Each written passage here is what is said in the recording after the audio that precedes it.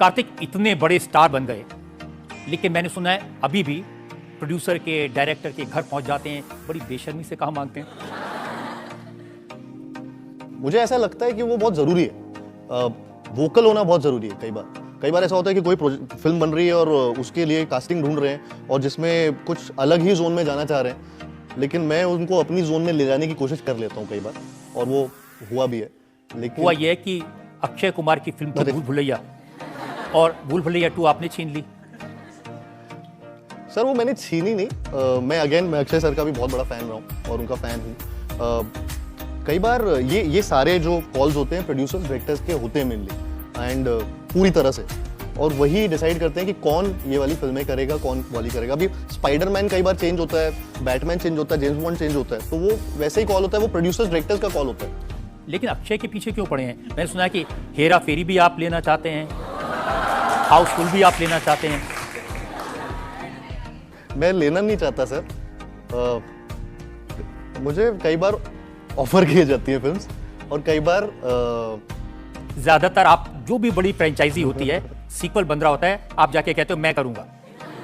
Producers directors को लगता है कि ये इसके कंधों पर ये सीक्वल को रखा जा सकता है, और उसकी वजह से वो सीक्वल में उनको पता है कि मैं कितना प्रोफेशनल हूँ और मैं कितनी क्रिएटिवली उसमें इन्वॉल्व होऊंगा, और उसकी वजह से कई सीक्वल्स में, और ऐसा नहीं है सारी सीक्वल्स चलती हैं, बहुत सीक्वल्स में बहुत ज़्यादा प्रेशर होता है,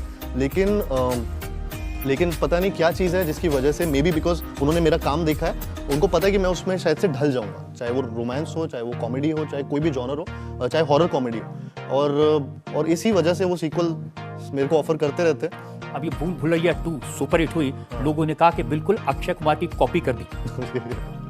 अच्छी की या क्या? नहीं सर, अच्छी नहीं की होती तो इतनी बड़ी हिट नहीं होती। नहीं सर, मैंने अपने तरीके से किया उसको। और वो जो गाना आपने अपने तरीके से किया, हरे राम हरे कृष्ण। जी सर, वो रू बाबा के तरह से किया था मैंने, पूरी तरह से। सर मैं अपने तरीके से करता हूँ, मुझे वो फिल्मों में अगर कुछ भी ऊपर नीचे होता तो कभी भी जनता का जो वर्डिक्ट है वो नहीं आता।